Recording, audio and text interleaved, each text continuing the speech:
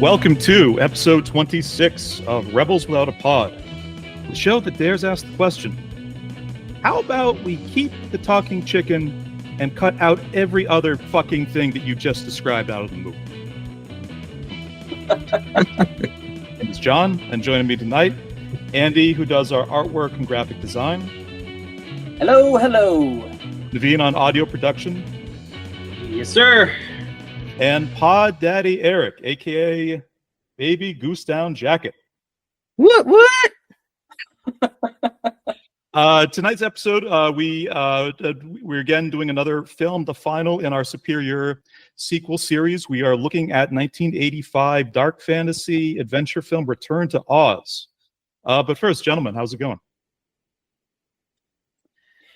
Doing okay. Can't complain. It's a Thursday for us. We normally do a Wednesday, so it's Thursday, which means tomorrow is Friday, because that's how days work. And that's always a good thing.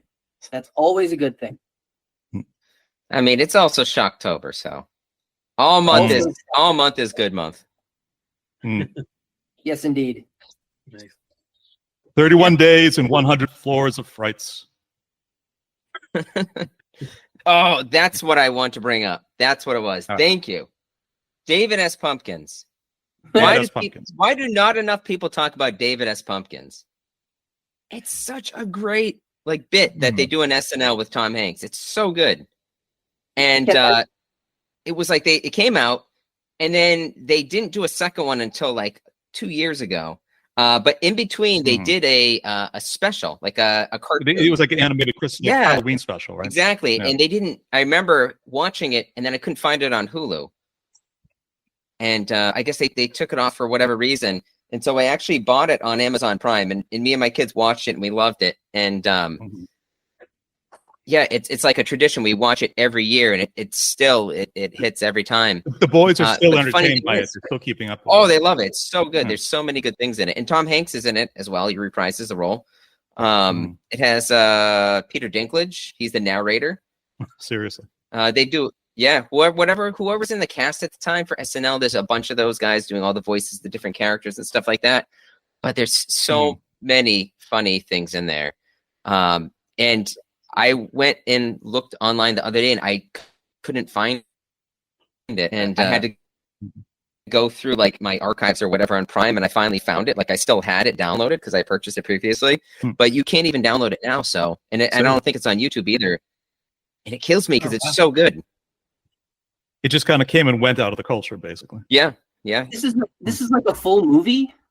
It was a cartoon, like a Halloween special of David S. Pumpkins, where it's these two kids, they go out trick-or-treating, and they're going to go get a pumpkin at some pumpkin patch, and then one of the pumpkins is all rotten and black, and the girl wants that one, and it happens to be David S. Pumpkin's house or something, and he just comes out of the ground, and then he goes and helps them save Halloween. I'll be honest with you. I don't fully get that sketch. It's so goofy to me, but it's repetitive, and I don't know. It doesn't land for me for some reason. And I like Tom Hanks, and I like Halloween, so I should. I visited the Blakey household very shortly after David S. Pumpkins hit, and the kids were so big into it. His Eric's younger son, especially, because every day it's Uncle Johnny, let's watch David S. Pumpkins. I have footage of Ray dancing to the David S. Pumpkins sketch for 4 minutes straight. It's one of the most adorable things you've ever seen in your life. It's do do do do do do do do do do do. He smacks both of the pumpkin dancers' asses. One does a baby sound, and then the other says, "Oh, puppy." He goes, "Oh, puppy." The one goes and the other goes, that's Mikey Day and Bobby Moynihan. I was And every time they were doing the "Oh, Poppy" part, I was do not do the Poppy part. But now that they're older, I let it slide. That's fantastic. Yeah. Okay, Eric. We've been kind of talking sort of recently about kind of horror films. You also had a movie we both kind of watched recently for a spin-off pod that you wanted to shout out. Yeah, I am so proud of myself because this was a recommendation I had to Johnny, and Johnny liked it. Yeah. So completely unprecedented. Yeah, I mean, it's hit or miss with you. I mean, I thought you'd like the Sigur Rós album I recommended before, and you poo-pooed on that. So, yeah. I was neutral. I was glad that they sung at least in this landing, but this movie was a lot of fun. I think you said something along the lines like, "I know they're probably saying something powerful, and I should care about it, but I really don't." Well, everybody's Sigur, no. Sigur, no. So what's the movie? Yeah, the movie's called Bloody Hell. When I first saw it, it felt to me kind of like a Guy Ritchie movie or something like that. It's got good pacing. It's about a guy who he's like he used to be in the military or whatever, like a veteran, and he's out now and he's trying to live his life. He's at a bank that's being held up. He ends up going and murdering all the robbers at the bank. And then he gets thrown in jail for 8 years because he showed no mercy against them. Mm-hmm. So some people considered him a hero. Some people considered him a villain. And so it jumped. This is all within like the first like few minutes. Like when they're rolling the opening credits, they tell you. It's a little bit kind of First Blood, sort of Taxi Driver, PTSD movie kind of thing. Yep. And so not to ruin it, but he ends up deciding after he gets out of prison. When he was in prison, there's a map that he was shooting spitballs at. It landed on Finland. He says, when I get out of prison, I'm going to Finland. So he goes to Finland, and then he gets picked up by a family of cannibals. And so it's all about him trying to escape from this family who are trying to feed him to their son. Their giant cannibal son. Cannibal son. Their giant cannibal son named Patty. That's an important. Patty, yeah. Yeah. Is it like straight horror? Is it like a dark comedy is what it feels like. It's got horror elements, but there's so many similarities to things you've already seen, and they drop so many references to like Misery, John Wick, Jason Bourne, all these different things. It's very, very funny. The script is great. It made me think of actually Valkenvania for a couple different reasons. Mm-hmm. Okay. But one of the really entertaining kind of conceits of the story is that this this Afghan vet with PTSD. He occasionally sees a manifestation of his PTSD as kind of like a shadow version of himself. So like they just at the start of the movie, he's chained up in this Finnish family's basement, and a more kind of confident, cocky, clean-cut version of himself comes walking out. It's basically like the manifestation of his PTSD, and like a lot of the movie is just a conversation for like the two of them are like, how do we talk our way out of this? How do we escape from the basement? How do we outmaneuver like this crazy Finnish family that sort of captured us? And what I really, really dug about the movie is that this character, the Afghan vet, he has a really strong, really funny performance. Eric, do you remember his name? Ben O'Toole. Yeah, Ben O'Toole is the actor. Great performance, really kind of funny. Rex. Yeah. But on the other half of it, you have this kind of the Finnish family. They're drawn off a few different kind of touch points, sort of kind of Scandi horror, some like absurdist stuff, kind of like a little Silence of the Lambs, but sort of kind of primarily kind of Texas Chainsaw Massacre, except it's like really just sort of put together complicated Finnish family. And both of these concepts, I was just like, either one of these things would be enough for a pretty good, pretty interesting, fleshed out horror movie just on itself. But the fact they take both of these ideas, have them together in the same movie, and the fact it works. It's tight, punchy, just kind of just blazes through like the 90 sort of like minutes of film. I was impressed for how just entertaining like this thing was from to back. Yeah, I think Caleb said, if you ever saw Hostel, think about that. That's another touch point for like the Americans and like dummy Americans kind of kidnapped when they're on vacation in Europe. Crazy shit happens. He also said, by the way, when you watch this and you cannot get this out of your head, when Caleb saw the main actor, he goes, he looks like a young Robert Downey Jr. And then it sat with me, and I was like, "Fuck you! I can't erase that now. I can't unhear that. All I see is Robert Downey Jr." But I totally recommend it. You can watch it with Charlie. I really had like Mac from it. So like Robin Gennell, these character from like It's Always Sunny in Philadelphia. Like I couldn't get that out of my head. Like, sure, yeah. Yeah. Oh, really? Yeah. Mm-hmm. Is this Travis Jeffrey who played Gideon? Is he the guy that you said looks like Robert Downey Jr.? No, Ben O'Toole is the guy's name. Oh, that okay. Yeah, he's the main guy. Yeah, dude, watch it. Oh, I see it. It was a Shudder original. It was released on Shudder. It barely had like a U.S. theatrical release. It was a COVID release, so it didn't quite get the attention it should have. But it's free on Tubi right now. If you guys are kind of looking for it. I saw it 2020, but yeah, it's on Tubi. Yeah. Okay. Yeah, so a pretty good recommendation there. The other thing I just kind of want to quickly shout out, and I think because we a few months back we did our SNL leads cycle, and that kind of got me a little bit inspired to kind of see this film that came out like in theaters a couple weeks ago, Saturday Night. It's basically about it's kind of this kind of heightened recreation of like the last 90 minutes at 30 Rock before the first ever episode of Saturday Night Live ever aired in October, like 1975. And we've talked about like the show on like the pod many times. Like we're all kind of huge fans of it.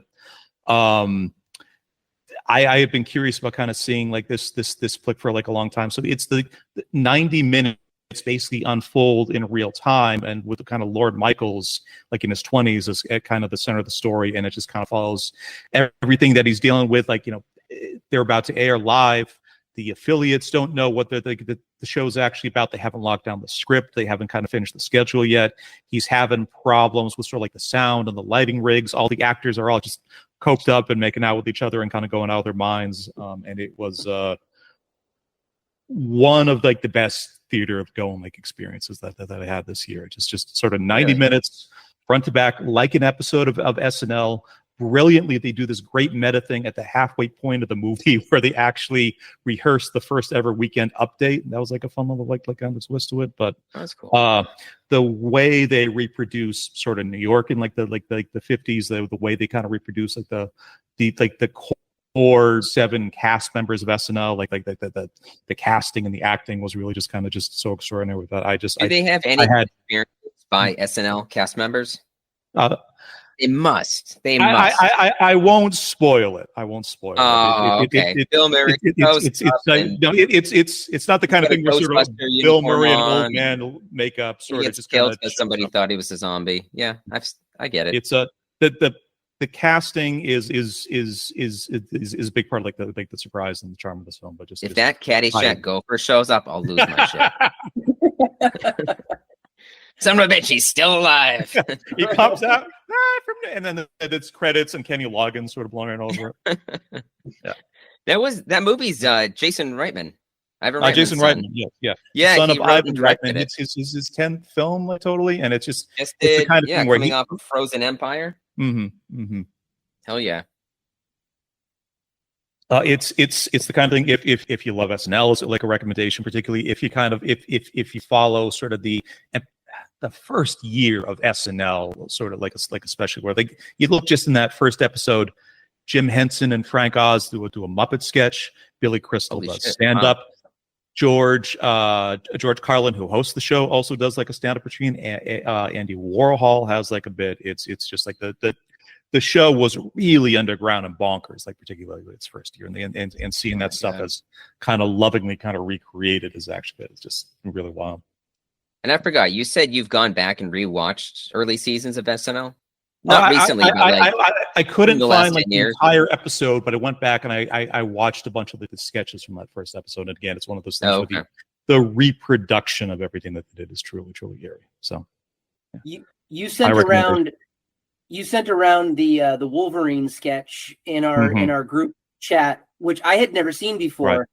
And the thing, I had not until watching this movie. First of all, it was very funny because of how weird it was, but it struck me as like it didn't feel like SNL humor. It felt more like Monty Python, sort of like bizarre, absurdist humor, which I like. It felt like the kind of sketch I would have seen in like the mid 2010s with all like the UCB sketch comedy. Yeah, exactly. the show was considerably more bizarre and also a lot more coked up, like in its first few seasons. So there's quite a bit of that kind of thing, and it oscillates a bit more. But like the good stuff out of those early seasons are really something. Yeah, no, I thought it was actually very funny, and it was just interesting how different it was from, obviously where we're at now with SNL. Mm-hmm. It's a very different. It's a steady show. It's consistent. It always gets ratings, but it just kind of, if you compare modern SNL, it is one of those things that kind of feels like the top and the bottom has maybe kind of been shaved off like a little bit. Yeah, agreed.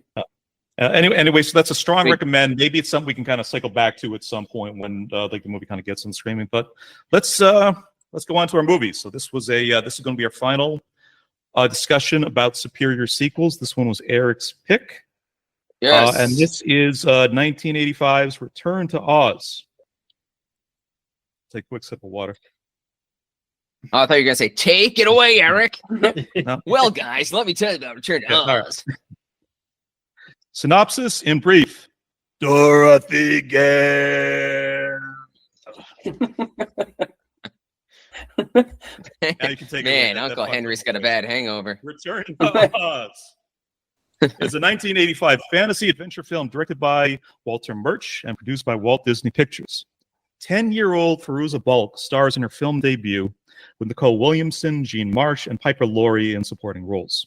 Written by Murch and Gil Dennis, this movie is based on several of L. Frank Baum's early Oz novels, primarily the third book in the series, the 1907's Ozma of Oz. It was also unofficially intended as a sequel to Victor Fleming's original 1939 Wizard of Oz film. Now, a little extra detail like on this movie, I think it certainly warrants it. Now, Disney had attempted multiple Oz projects after acquiring the rights from the Baum estate in 1954.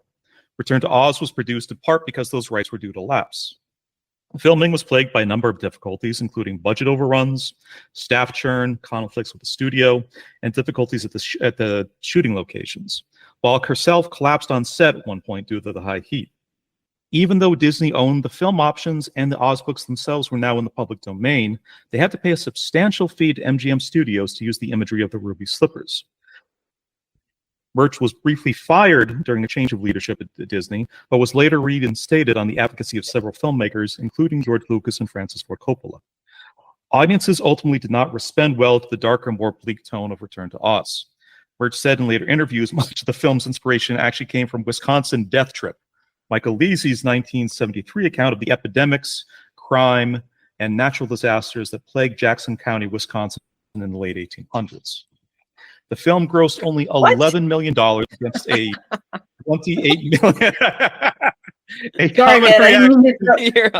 We'll get Jesus there, Christ, buddy. Wikipedia. We'll get there. The film grossed only $11 million domestic against a $28 million budget, and it had a mixed critical reception. One reviewer called it, quote, a horror show flying under the banner of family entertainment. However, some fans appreciated Murch's darker tone and high fidelity to the source material, and the film became a cult classic following home video release. Here's Nathan Rabin writing for the Onion AV Club in 2007. Return to Oz captures the horror and creepiness of Oz creator L. Frank Baum's world, but shortchanges the magic and wonder. Murch's Oz is not a nice place to visit, nor would anyone want to live there.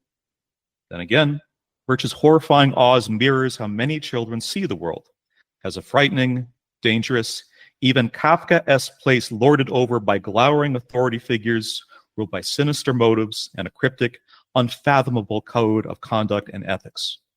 Return to Oz is the kind of primarily unsettling kids' film whose cultural resonance can be measured not just in terms of box office and reviews, but also in the number of bad dreams and traumatic memories it inspires.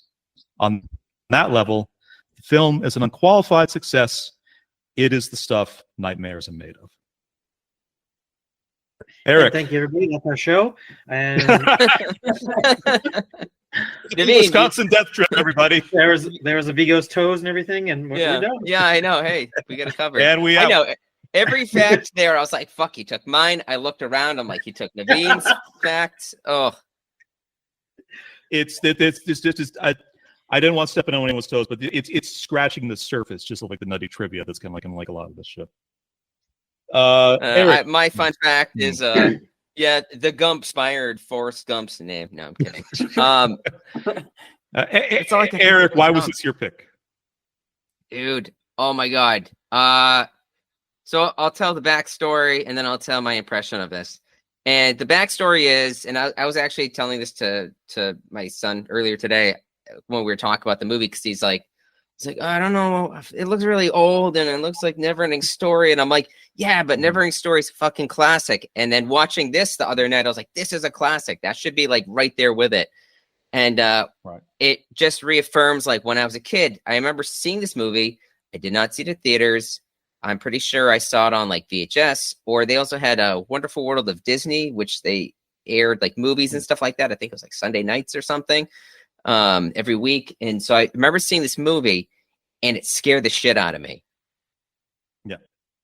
And it was one of those things, the same thing with like Neverending Story, with like Gremlins, where I saw it and then I thought about it. And then I wasn't like, I couldn't sleep, but I was just kind of like, the things that I saw in that, they were so weird and dark and different.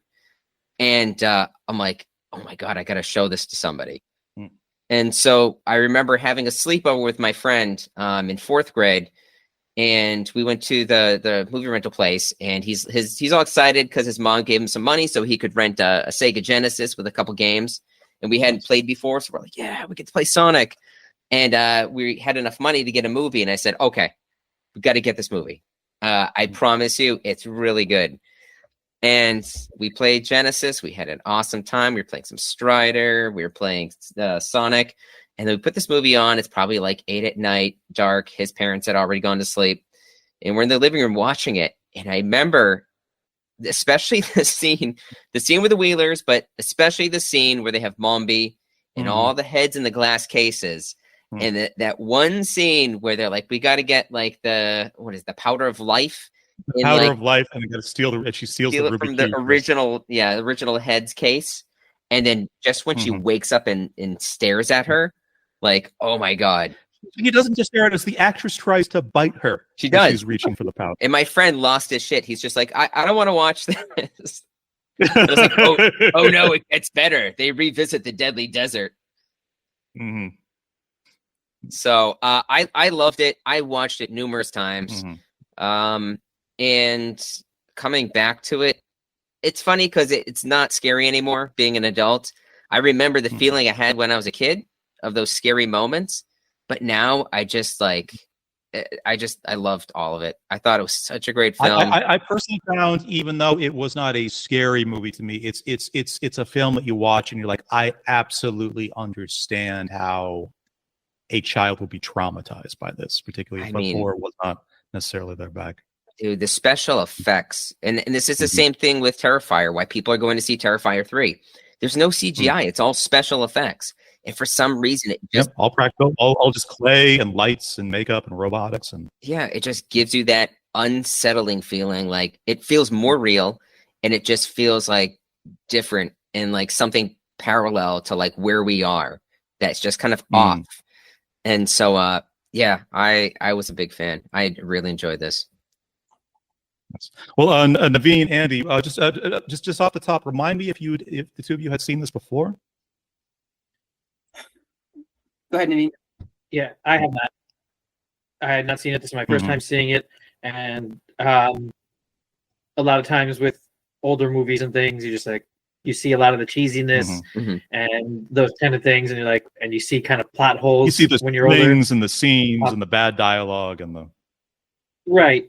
But I would have to agree. I mean, I'm not going to answer that other question we have later, whether it's pure sequel or not. But I really did enjoy it. I had fun watching it. It was interesting. I couldn't get. I mean, even with your description that you just said earlier, Johnny. I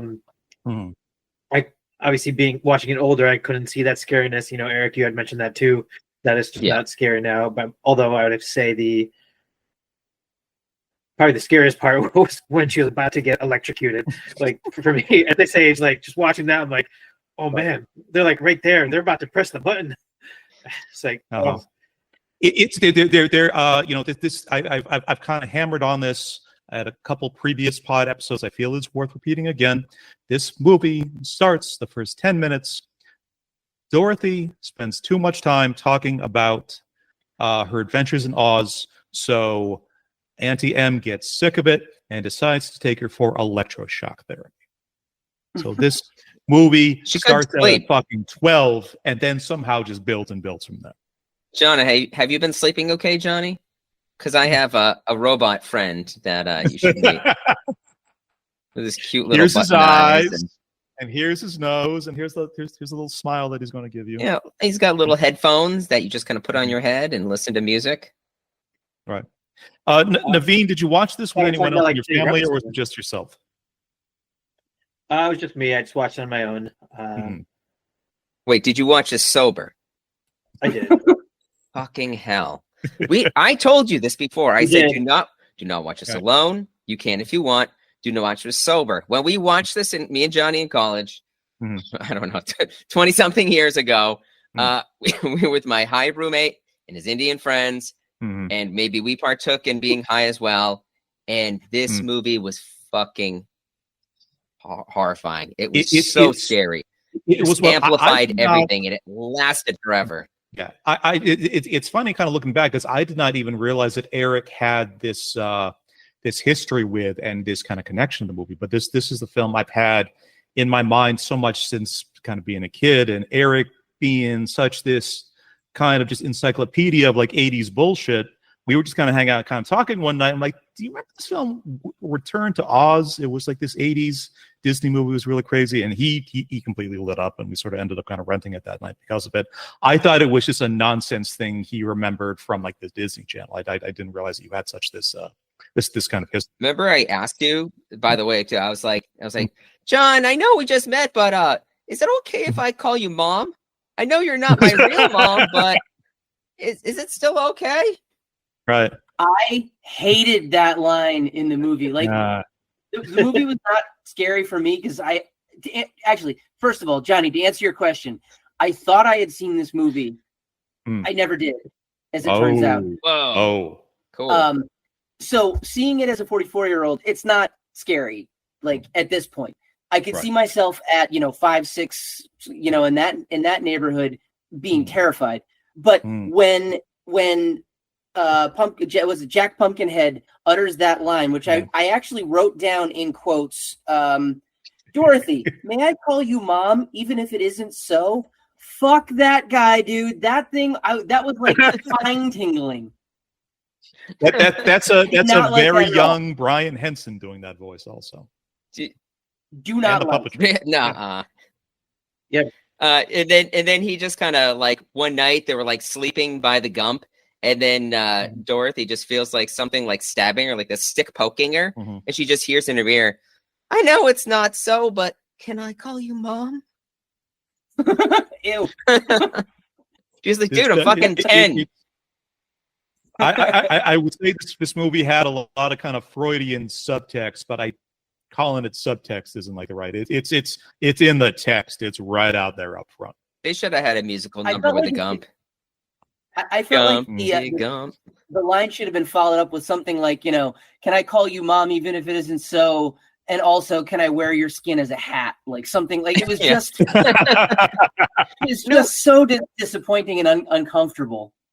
Nobody tried on Jack Pumpkinhead's head. I would have loved to have seen that where somebody put his head on accidentally. But with the fact that the chicken's inside it, towards the end, I tried to imagine Belina had like a little kind of setup inside, like she put some curtains up and maybe like a little, maybe like a little coffee table or something. You know what? They did something different because in the book, Belina was kind of like she was the one that found out, like the ornaments are you're looking for the green ornaments. That's who the different people are. So she found out, and she also found out too that the Gnome King hates eggs. That's like a real thing from the book. So weird, but I was like, oh, she's hiding in Jack Pumpkinhead's head, and then she's gonna overhear something, and then Dorothy's gonna find her, and then she's gonna reveal what to do, and there's some bullshit randomness, and I was like, oh, come on. Beautiful. Andy, overall, how did you feel about this movie? Oh boy. Okay, so I wrote down. Would you stay to Eric, please, for the rest of the sleepover? I would hang for the rest of the sleepover, but I would think about maybe leaving early the next morning, like maybe right after breakfast. Yo. We can play some Strider if that's your jam. That's cool with me. Sure. Right. So I wrote down kind of some random thoughts about my general impressions of this movie. Number one, I said, who is this movie for? Because it's not a kid's movie. I don't care what anybody says. It is not a kid's movie. And it's also not really an adult movie. Like, I don't know. It sort of straddles the line, I guess. But like, they weren't really making movies that were for kids, quote unquote, but like had adult funniness and whatever humor. Right. That kind of thing, the Muppets was doing extremely well as kind of a contemporary, like as a kind of a contemporaneous film, kind of like this thing. So that kind of thing was being done like pretty well. Yeah. The other thing that I entered it into a Google search. I basically put, Return to Oz reaction or synopsis or something like that. And Google AI came back with, and I quote, amongst other things, the film uses scientific knowledge of what bothers children to target their senses. So what is that, like fucking mild torture? Like this Google AI therapy with your eyes. Right. Yeah. But like that's an accurate portrayal. I think. Yeah. Well, think of like Clockwork Orange or something like that for kids. Right. Yeah. So there was that. I got two more. I'll save my favorite for last. I also said that the Oz stories, which now I know the original and this one. I know there's others based on the conversations we've had, Eric, but I'm not familiar with them. But 40 books. I believe that the Oz stories deserve and are owed a sort of like creepy, not gritty, I hate that word, but reboot kind of thing on like Netflix or HBO or something like that, directed by Jordan Peele. Like I feel like that just needs to happen. I might have like remarked on this at least in like I can't remember whether it was on or off pod, but Frank Baum wrote 14 of these books, and like the fact it has not been adapted into like a mini series the way that they literally did for Dark Fucking Crystal, like another kind of contemporary of this movie, like not too long ago, is very, very surprising. Yeah. And then my favorite takeaway. So I did watch it with my wife and my 11-year-old daughter. And I turned to Anna because she's a little old, she's probably a little bit old to be like of the right age to be terrified by a movie like this. She's probably a little bit on the other side of that. But I said, what are your impressions? And she's kind of a woman of few words. I will say that. And so you have to pull stuff out of her. So her first was, I said, did you like it? And she said, and that was kind of all I got. And I said, okay. I said, did you find any of it? Did you like anything about it? And she kind of went, no. I said, okay.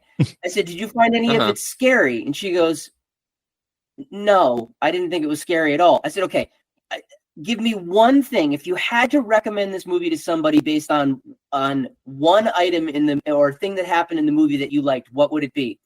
And she goes, all right, my two favorite scenes, is what she said. My two favorite scenes. The first one, I like the chicken. I said, okay, fair enough. And I said, what was the second? She goes, oh, no, there wasn't a second. It's so random. The chicken. Which I thought was very funny. I really liked that. For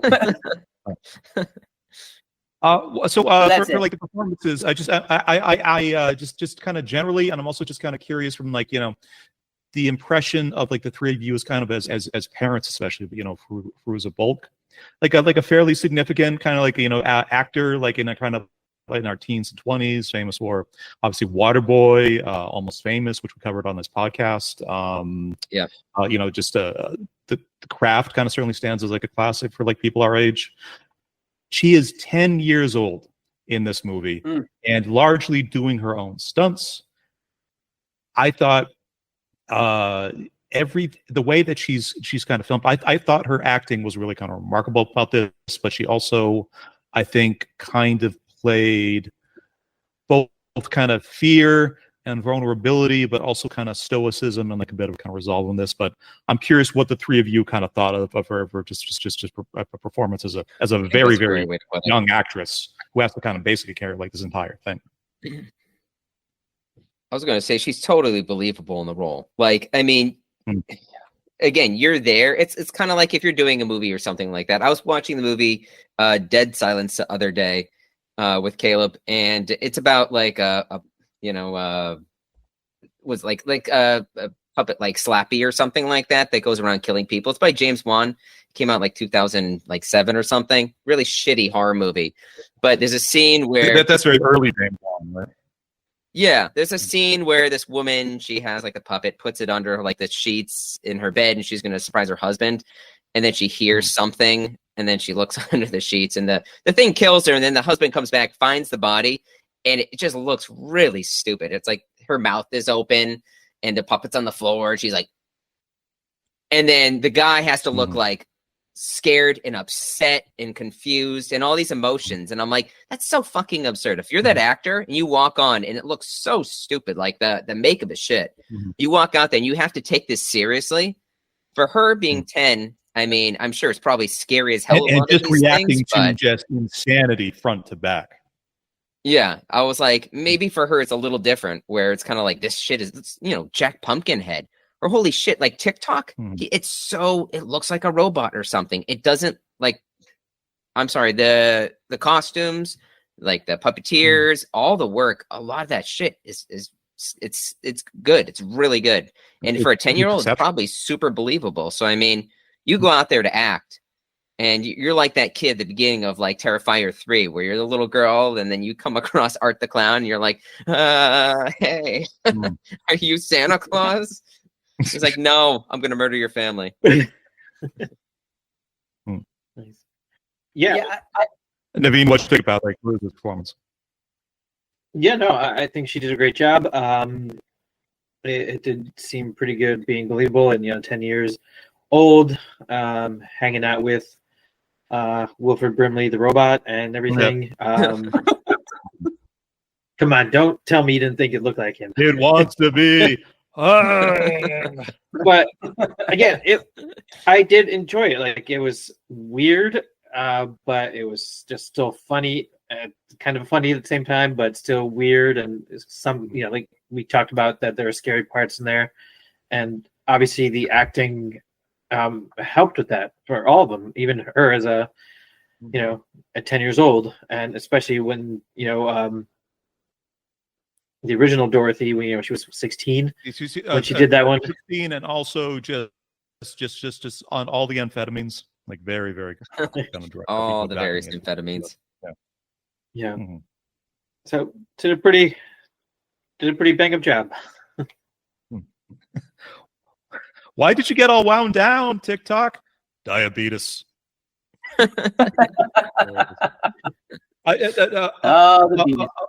For me, like a really remarkable part of Cruise's performance in this, I can't believe how well she played Insomnia.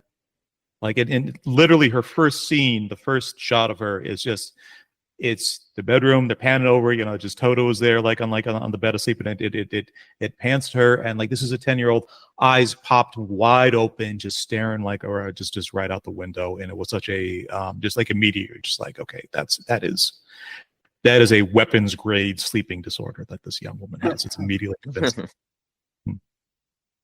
I don't have any experience with insomnia, so I'm going to have to take your word for it. I'm quite lucky in that sense, but I did think that she did a really good job. I mean, I think of all of the actors and all of the parts that were played in that movie, she was definitely the most believable. And she conveyed creepiness in a very authentic way, in only a way that I think that a 9-year-old kid can. They have this inherent creepiness about them if they want to. Right. And she was able to kind of. She could have just as easily been one of the shining twins. Absolutely. There you go. 100%. Yep. Good call. I don't know if you guys. I was going to say, I don't know if you guys picked up on it, but the actress that plays Mombi, I was like, I know her from something, right? Here it comes. Yes. Yes. She plays Bav Morda from Willow. No. There it is. Oh, There it is. I saw it. And you look her up, like they're just kind of her Where did two I big recognize her credits. from? She really Yeah. did a I was little like, what TV is she work. from? I know small she's movies. from something. Yeah. I Eric, typed her name in and it popped up. I did the same thing. I'm looking at her going, I know her from somewhere, and I could not figure out from where. Yeah. And normally one of the things I really like doing when I watch movies is trying to place the face or the name or where have I seen that actor or actress before. So I played that game with everything. And when she was on the screen originally, I was like, damn, I know her from somewhere. I definitely know her from somewhere. That was it. Yeah. Willow. Because I've watched Willow a million times. Yeah, exactly. Yeah. Exactly. If you watch movies on Amazon Prime, you can push like up on your remote, like push the up button. It'll actually list the actors. Yeah, in the film. You can click on them and see what they're in, and it'll list what movies they have on Prime that they're in. I watched it on Tubi this time around. So. Yeah. Tubi's like watch the new Diddy expose. You don't have say. Disney Plus, right? The diddling of Diddy. The diddling of Diddy Plus. Diddly do down. All 2,000 episodes. Yeah, right. I don't know. For me, like Piper Laurie was quietly one of like the funniest performances to me because she just this is a she was NAM. She was also like a pretty major character on Twin Peaks. And she looked familiar too. Yeah, she's very kind of warm in like the original MGM movie. She's very just kind of a warm, kind of benign presence. She kind of represents the human element of kind of getting back home. But I love this movie. His book ended with at the start. Ani M is just hell bent on getting Dorothy electroshock therapy to such the point she's willing to borrow money from her sister. And then in like the back final minutes of the movie, when they find Dorothy, Dorothy's just like, "What happened to everybody else?" And Ani M is just like, "Oh, almost everyone survived, but the doctor, he ran back in the building to get his machines. He died in the fire." Yeah, I wrote that down. I said the real horror is the ending of the film. Oh, what happened to them? The hospital burned down, and the doctor went back to save his machine. What I love so much, it's not explained at all, but I remember even as a kid seeing this and being fucking confused.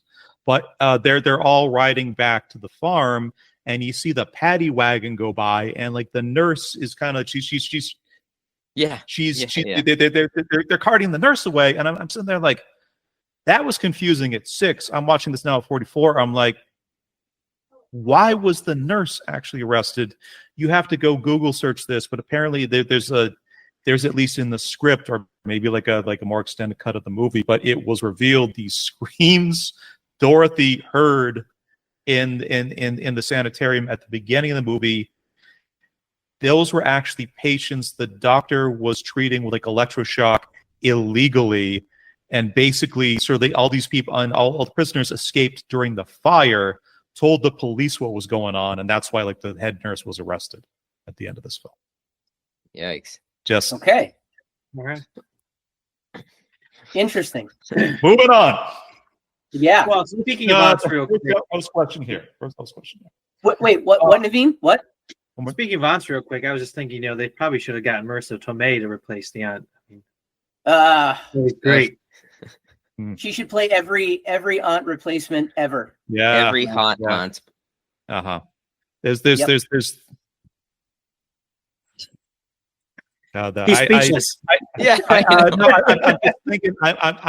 I'm just thinking about like how in Spider-Man, like No Way Home, like there's a big kind of through line of how Happy is like really depressed because Aunt May has broken up with him.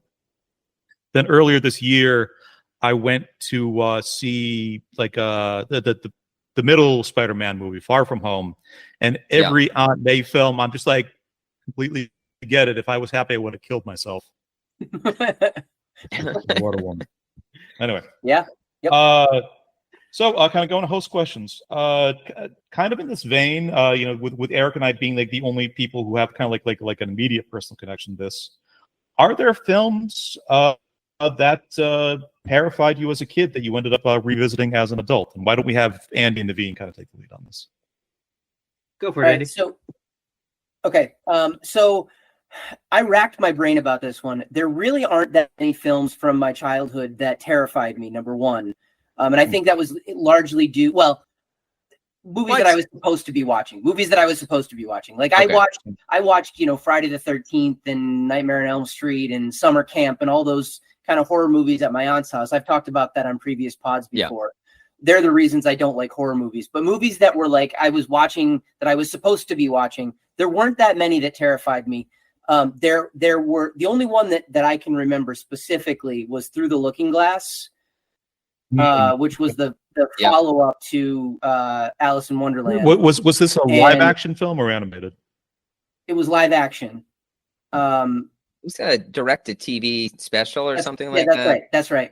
And there's a scene where there's a dragon that shows up in the mirror in the looking glass, and that scared the bejesus out of me when I was a kid. But I have not watched it since because in my memory it's terrifying. I'm sure now it would not be terrifying, but there's something about the memory, even though it's scary, that I kind of like.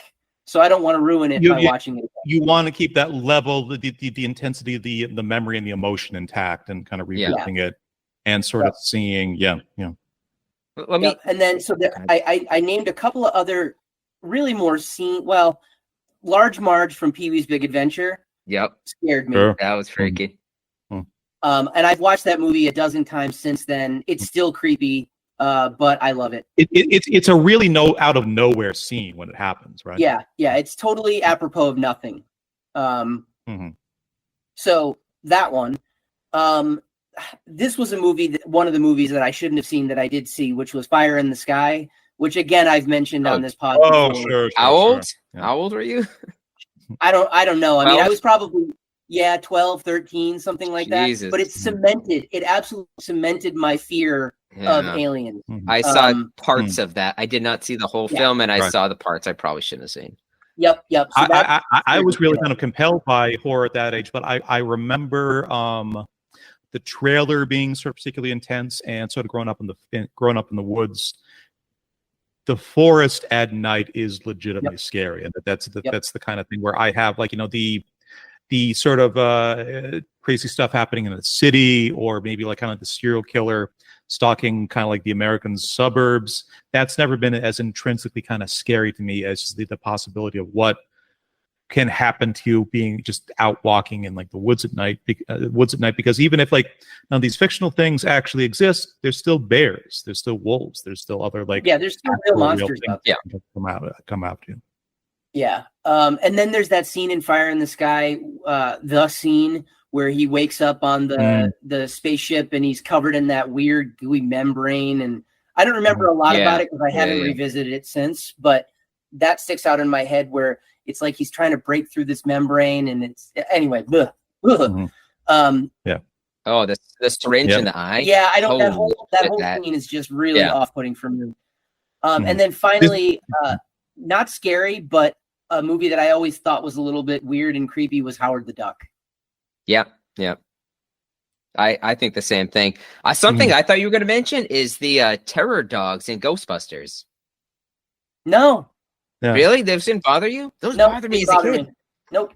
Rick Moranis running, and then they're chasing him, and I was like, "Oh shit, he can't get away from him!" And then he gets like cornered by like the restaurant where they have all like the. It's the only. There's only really two scary parts of Ghostbusters, which I rewatched on the flight back from Tokyo over the summer. It's the scene in Dana's apartment where she opens up the fridge, and it's the scene where the dogs chase down Rick Moranis through Central Park. No, you're forgetting one. The other one, the one that if anything would have scared me more than the other ones, was the scene in the library with the ghost. I don't know. Oh, sure. Yeah. I guess. Yeah. That was, of the three scenes, that was by far the scariest of the three. But I was scared that like a ghost was going to eat my dick or something like that after seeing that. Like, what's up with Dan Aykroyd's pants? They're just unzipping themselves, and then this ghost appears, and I'm like, you don't even think about sexual shit as a kid. You're like, that ghost is going downtown. You know what? Back in. You know why the all women's Ghostbusters was such a was such a cinematic travesty? you can't remake the ghost blowjob scene from like the 85 original. You just can't do it. Just ghost cunnilingus. Ooh. Yeah. No, thank you, ma'am. Naveen, how about yourself? Yeah, I came up with some. So the second one, specifically the actual second one of Nightmare on Elm Street. Second Nightmare. I thought was pretty scary as a kid, and I mean, how old are you? Again, I can't remember. Buddy, come on. 10. Maybe 7, 8, 10, 9, 10, something there. 8. But it was the second one. I remember being really scary. Like the first one was kind of scary until the end. You know, the way she just like gets pretty into when turns her back on Freddy and he disappears. The mattress and the blood sort of like kind of comes firing up. Yeah, Johnny Depp with the blood, which just yeah.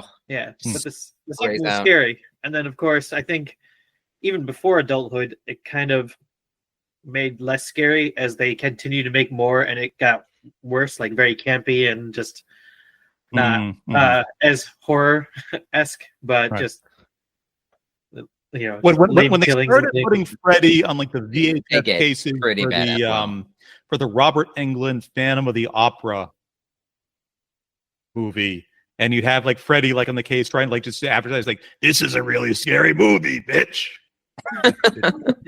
Fell apart over time. I was gonna say one of my favorite scenes in, I think this is maybe the is this Nightmare on Elm Street 3 or 4, the one with the Dream Warriors, and they have that battle between the guy that like studies karate or whatever, he's like the martial arts guy, and he's fighting Freddy, and because they ran out of money for the budget or something like that, he fought himself. He was just fighting the air, but they were making sounds like he was fighting an invisible like enemy or something like that. And so he's just fighting in the air like this, but it's super believable, like he's fighting invisible Freddy. And then in the end, I think they show that he got stabbed, and then they actually have the blood coming out of his chest. And I was like, oh, that's so cool. How do you fight an enemy you can't see? Yeah, that sounds so cheesy. Cheesy, awesome. Yeah, cheesy. Well, I like cheese, so yeah, I guess so. Okay, I'll take that. A lot of people sort of make the argument for 4 being the best of the series, right? Or like up there. It's pretty good. I liked it. I thought it was good. I liked it. It was good. Number 2 is so bizarre. I think the second one is it. I think they made connections from like 1, 3, 4, and 5. Like 2 was just like its standalone thing, and yeah, seriously, it is. Which is the one that's kind of weirdly one, but I like it. Gay love story that they kind of Trojan horsed into the series.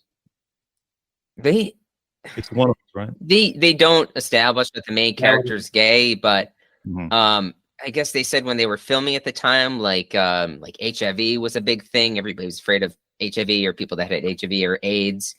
And so, like, being gay was kind of like a scary thing, not because people didn't like gays. It's just because they're like, oh my God, what's this thing that's like gaydom? And then people spreading these diseases that are, you know, we can't understand that. The invisible thing that could kill me potentially. That became sort of like a big. I mean, that invisible Freddy was actually like AIDS, like airborne AIDS, like fighting like the martial artist, and he's like, you got me. Yeah.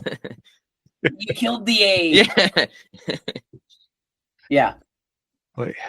Papa, this is a conversation we've sort of had at length before, but like any other sort of like, because it's call me Mom. You being probably like the biggest kind of horror fan of like the 4 of us. Like what's is there like another major one for you that just completely sort of broke your brain back in the day, but you can't? Yes, Legend. How have you guys not mentioned Legend? Tim Curry as the fucking devil. Never saw it. Seen that? Never seen it. No. Go look it up. I mean, Tom Cruise is in it. He plays like a warrior. There's like these like dwarves. There's like a unicorn has his horn sawed off. Yeah. It's like a full out kind of like Conan, like kind of PG Conan the Barbarian kind of just main characters actually die in this film too, even though it's like I don't even know if it's like a kid's film or like a teenager's film. I don't know who it's for really, but it's still scary as hell. And Tim Curry's performance of the devil is fucking that sits with you. Is it a good movie? I haven't watched it within I watched it 5 years ago maybe. and I thought it was good. It's not amazing, but I mean, Tom Cruise is so young in it. He's in his like 20s or something like that, and so it was interesting. But yeah, I mean, Tim Curry's performance is still like it's the same as we mentioned this before too. He plays Pennywise in that the It movie that they released like for the TV. original sort of made for TV. Yeah. And like a lot of people say he's kind of the only good and interesting thing in it. But I went back and watched that too, and it's cheesy. I thought it was funny. Seth Green. I was like, oh, Seth Green, he's in this, and he was like 16 or something. That's So yeah, that one too. It does have its moments, and I always remembered watching that as a kid, and the whole thing with like Georgie and the boat, his brother goes to get it, and just right. It's one of the best setups certainly for like a horror film ever, even like the rest of the original kind of like even like the modern remakes. I think like out of those two movies, there's a really phenomenal one, and there's like the way that they sort of broke it up and structured it, all the stakes and everything that's interesting about the It stories to me happened in the first movie. The second one, it's kind of like it's these adults sort of going back to to similar to what we're talking about, to revisit a thing that was kind of scary to them as kids, and it's still intense and challenging in a way, but you're not vulnerable to it, like in the same kind of sense. Yeah. I mean, other movies I can think of, like Gremlins, that used to terrify me. Indiana Jones Temple of Doom. Sure. I remember watching that on like what was it? WLVI channel 56. And they got a smile from the other Massachusetts guy. Oh yeah. They would show edited movies. They cut out some of the violent stuff, but they would still show like Indiana Jones and Star Wars and a bunch of stuff. What was the network?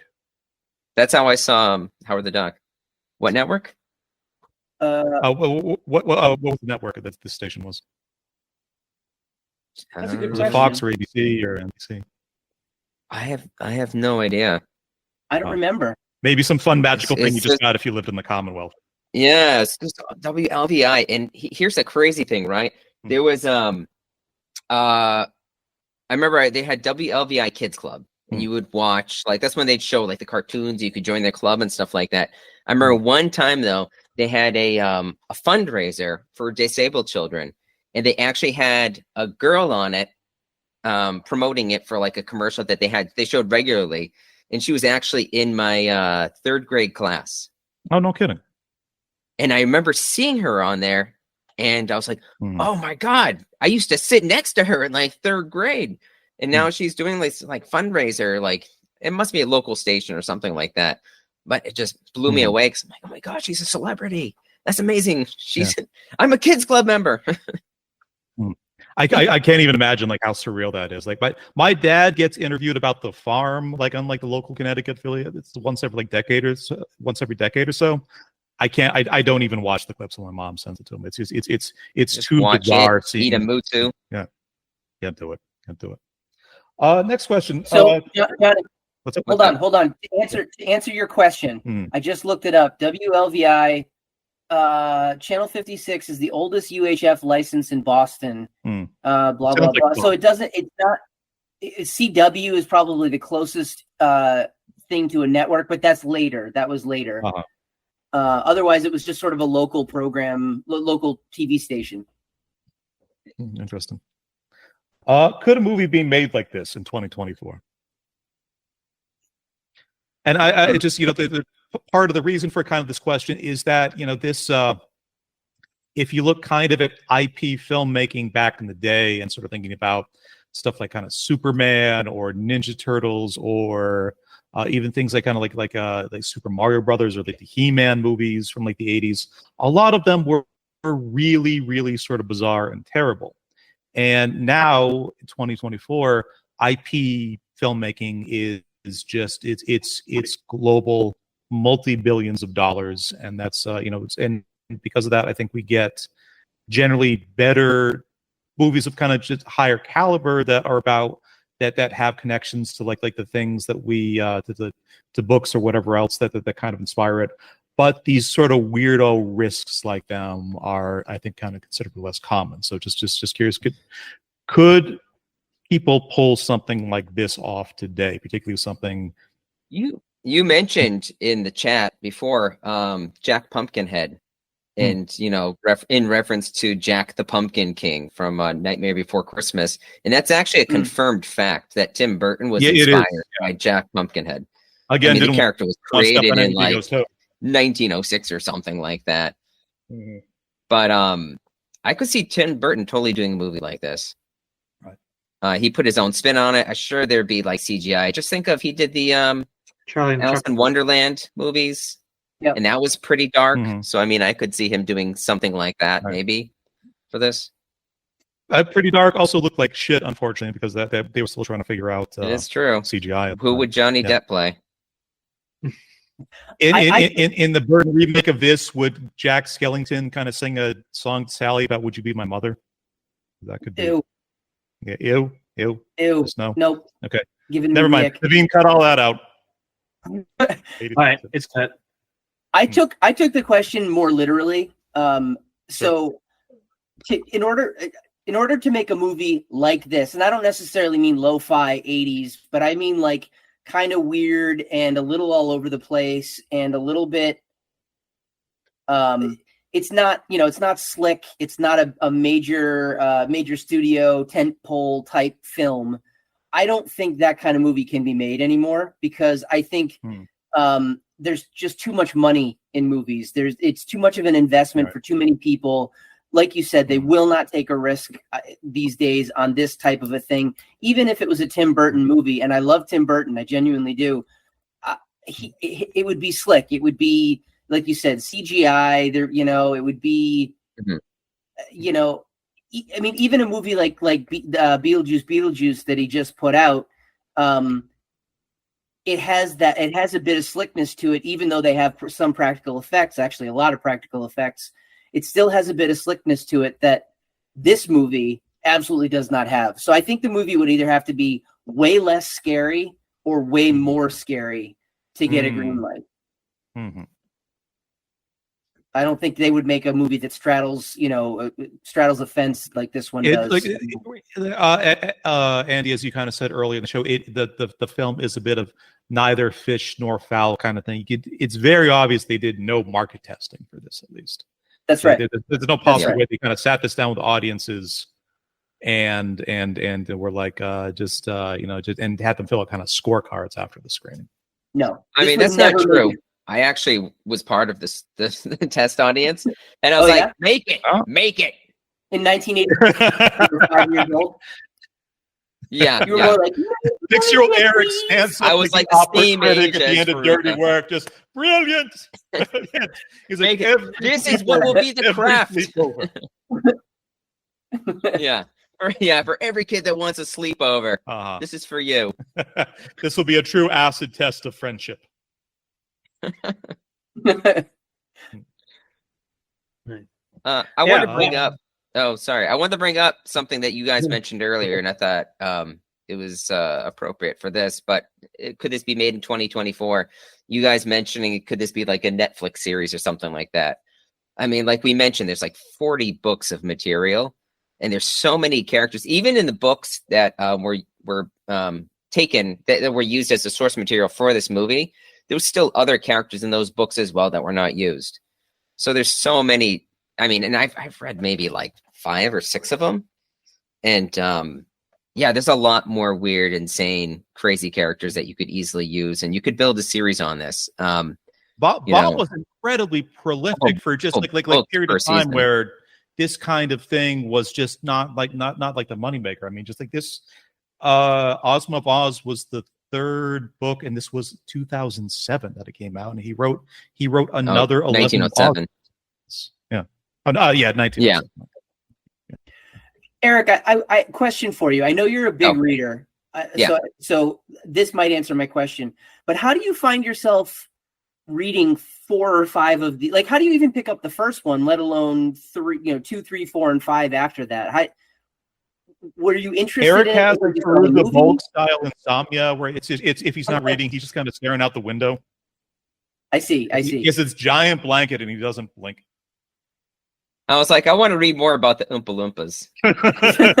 Oh, don't. That's a different movie. Don't go take That's it a different movie. there, my friend. Yeah. Oh, really? Oh, no. Oh goodness gracious. Yeah.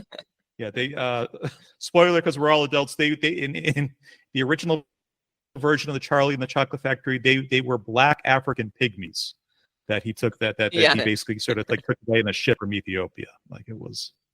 That makes sense. Yeah. We paid them in chocolate. Yeah. Chocolate beans. Oh. So I was gonna say, here's the thing. When I was teaching in Japan, they had a really limited selection of books in their library, and the first Wizard of Oz book was there, and I picked it up, and then I think I mentioned this to you guys. The insane thing about the book, right? Not on every version. I'm pretty sure this is the first one. I really hope it is, but this is probably the second or third one. The book is split up into 4-page colors, and it's red, blue, green, yellow. And each one, when Dorothy's in a different part of Oz, that happens to be the color that everything is in that part of Oz. It's 4 kingdoms, and they're kind of divided up. It's the north, and that's why they have like the 2 witches, and then they have the 2 fairies or something like that. Each one kind of being in charge of one of the areas. And yeah, I saw that. I was like, that's such a cool idea. But I also love the main artist. I'm a huge fan of children's books illustrators. And so John R. Neal is the illustrator for the Oz books, and I fell in love with the artwork. I mean, the first, he doesn't illustrate the first one, but he does the rest of them. And that's what kind of compelled me especially when I read the first one, I was like, it's okay. It's not a great book, and it feels really dated. But the second one, I saw like Jack the Pumpkinhead, and I was like, oh shit, that's from like my childhood. He was in that movie. So I wanted to know more. And then when you start reading it, it's not even about like Dorothy. The second book is kind of like a standalone book where it's about this kid named Tip. And Tip is actually when Ozma was a baby, Mombi kidnapped her, I guess, and she turned her into a boy so she would never realize, that she was the actual like the princess of Oz or whatever, or the rightful princess. So she always thought she was like a little orphan boy. So she goes on these adventures, and she has like the magic powder she steals, or the powder of life she steals from Mombi, and makes things come to life like a sawhorse. She creates Jack Pumpkinhead to scare Mombi.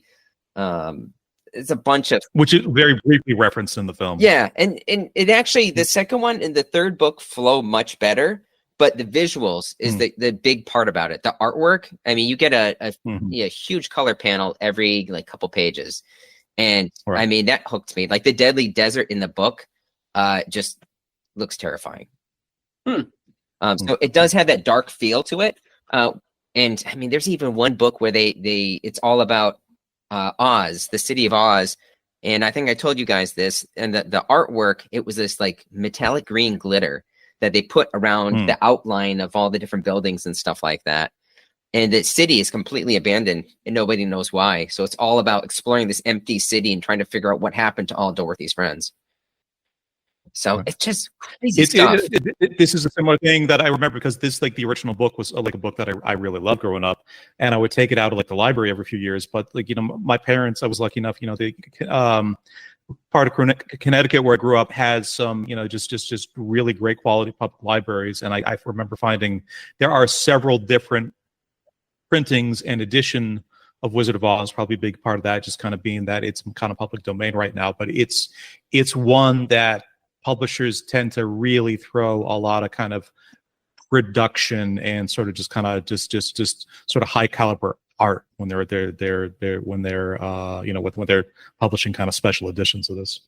On that note, why don't we kind of like go in and like talk like a little bit about kind of this versus like the original source material. Was this movie in any kind of way to you a superior sequel to the iconic kind of MGM original? I question whether it was a sequel at all. I mean, I guess in the truest sense of the term sequel, yes, because it has shared characters and it's Dorothy and whatever.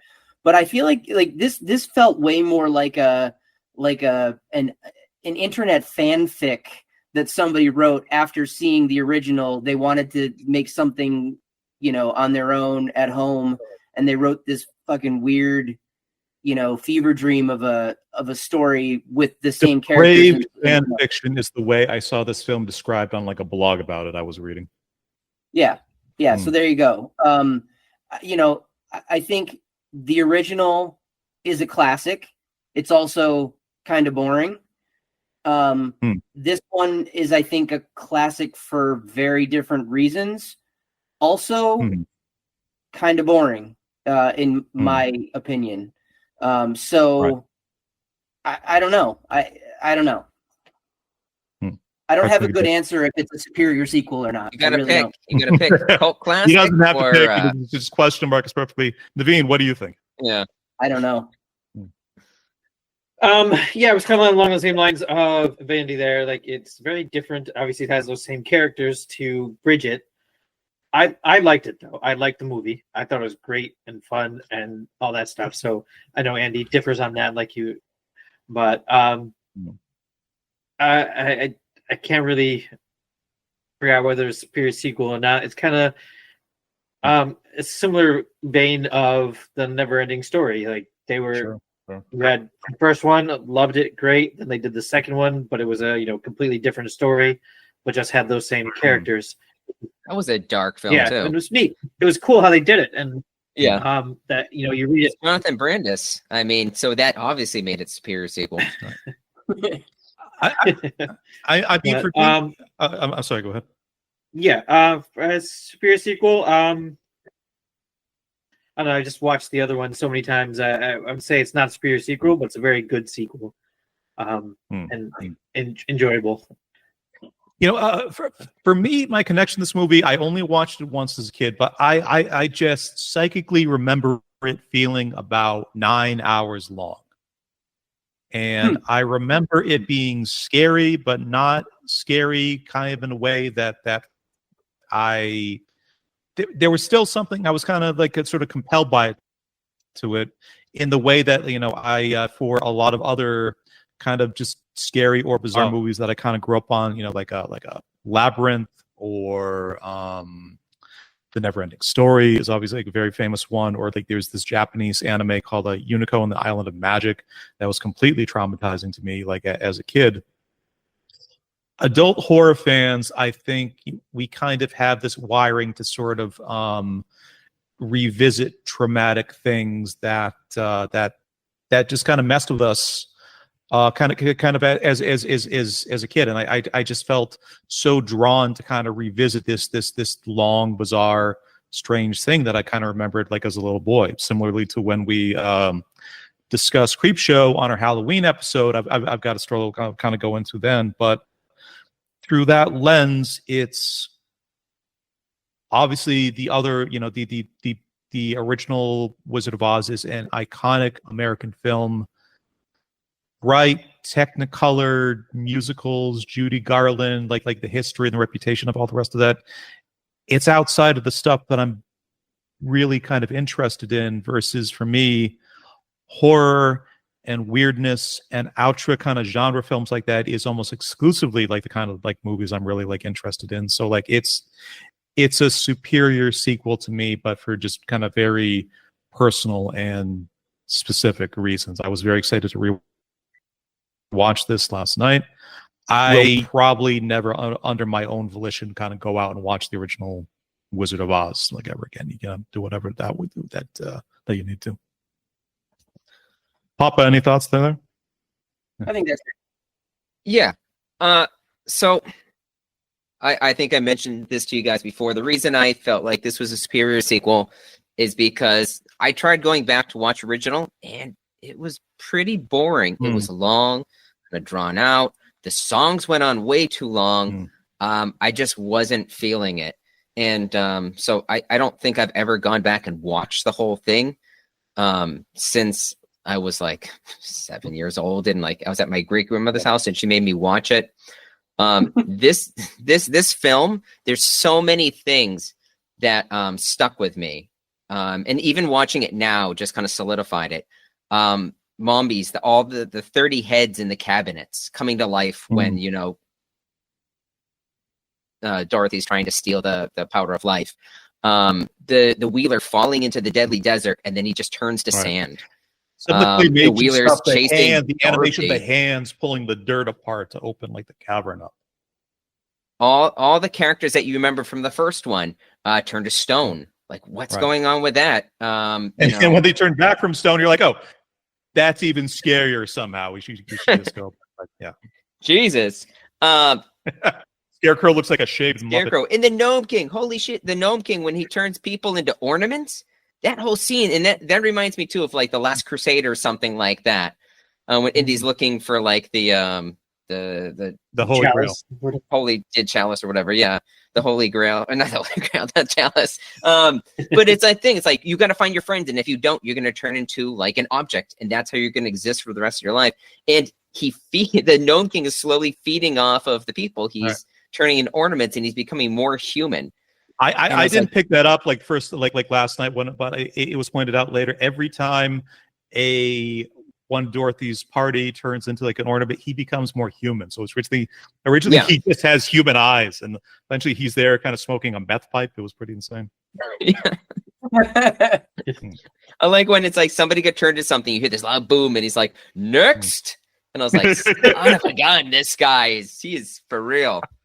Yeah. But then you watch the original one, you watch the Lollipop Guild come out, and you're like, this is not as compelling. It's a Lollipop Kids. I was like, get those little shits out of here. We don't need them. No more Oompa Loompas. I consider this a superior sequel. It's up there to me with like Neverending Story. It just has all those same effects and feelings that I got watching that. So loved it. Plus, shout out, like this is very common theme with the pod, but just yet another win for kind of practical effects versus kind of digital stuff, just definitely the lighting and costuming. Like I think we hadn't mentioned, but I think the production design, the set decoration, and the costuming, like the Wheelers kind of coming out and sort of just sort of dirty. Like the Wheelers look like if kind of in Road Warrior times they still had like off-Broadway productions of like Starlight Express. It's just everything is real. Something about the Wheelers that that just keeps coming back to me. As I said, I've never watched this movie prior to watching it for this pod, but I have a vivid memory of the Wheelers, and I don't know why. I don't know if it's something that I saw in subsequent years that stuck with me, or if I did. We're 80s children, and that's just kind of the Jungian collective subconscious. Even if you didn't kind of grow up like nightmares of kids who live down the street from you like permeated like your own brain. I think that's why you know them. Maybe that's it because I have a distinct memory of these guys. Like when they came out on the screen, I was like, oh yeah, I totally remember those guys. I don't know why. Anyway. Okay, sort of moving on. Vigo's Toes. Any sort of trivia or other interesting shit about the movie you guys want to shout out? There's a lot. There's a lot for this motherfucker. There's a lot. You already spent a lot of it up till now. One thing I looked up, which I enjoyed, is the whole thing with the mention of the ruby slippers. I guess the original ruby slippers were stolen in 2005. Like these two older guys went and stole the actual ruby slippers that Judy Garland wore in the original Wizard of Oz movie. And so it wasn't until 2018 that they were recovered by a police sting operation. Jesus. So they got them back finally, and then it was from like Julie Garland's, she's already dead, but it was from like a collection of all her, clothing and dresses and stuff like that.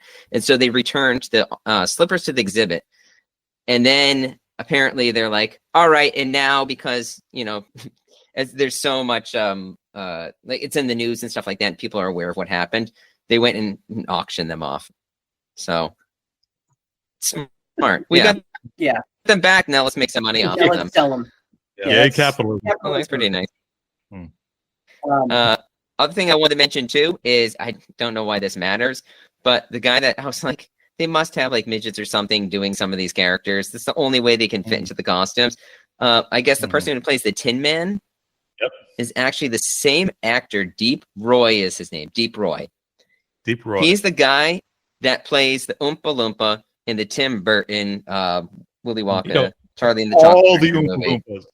in Yeah, the it's Tim all Burton. of them, like the Hmm. little jazzy Indian Oompa Loompa. Yeah, he played Yeah. Tin Man, and I don't even think he has any speaking lines in the film. But Wait, was he Tin Man or was he TikTok? not TikTok. He's not TikTok. He was definitely He's Tin not Man. TikTok.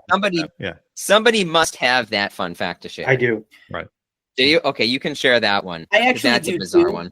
I thought he okay. did the voice of TikTok, but you can Oh, go ahead, no. Nadine, 'cause I have another one too. No, he does not, Andy. It's Wilford Brimley who has the voice. Right. Yeah, with TikTok, I thought it was pretty neat that it was a gymnast, Michael Sundin, and he played, inside the costume or whatever TikTok there. Wasn't he And upside down or something like? He had to be upside down and backwards as he was walking. So he was walking on his hands, but it was the feet on TikTok. But he was backwards. Remember the scene? He's walking up the stairwell. Yeah, I was going to say Holy with him and Jack walking up the stairwell, and he actually steps.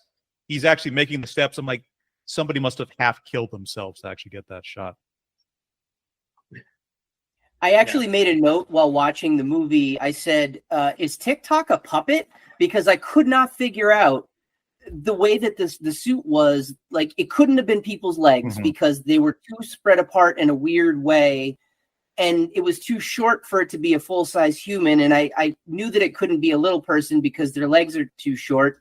So I was totally confused at how that all worked. And when I read that today while I was putting together my stuff for the show, I was like, that makes perfect sense. Like, now I can see it, but man, I was baffled watching the movie. I couldn't figure it out. Can you see that? Right. I can't see that if I try.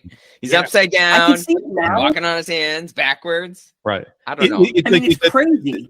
The answer Good gets God. raises further questions. It really just kind of clarifies. It does. Why did he have to be Hey. upside down? Why did he have to be backwards?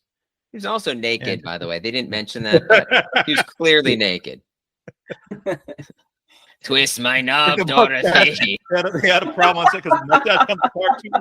Where his balls just kind of droop Yeah, out. turn my action. Turn him. You keep running out. I don't know why. It's my age. I need more. Well, my refractory period. Yeah. And by the way, the scene at the end when he has like the single teardrop go down, I was like, please tell me that's oil. Come on, that has to be oil. No. Okay, He's only secondary 10, fact. Like Oof. there was I guess another puppet who worked on TikTok for some scenes. This guy named Tim Rose, I believe. A frequent collaborator with George Lucas and did the puppeteering for Admiral Akbar in the original Jedi. Nice. That's cool. It's interesting. Good segue, actually, to my Vigo's toes. So this movie is directly responsible for spawning the terrible prequel trilogies of Star Wars. Okay? So Really? apparently the director, Walter Murch, invited his good friend George Lucas to the set one day.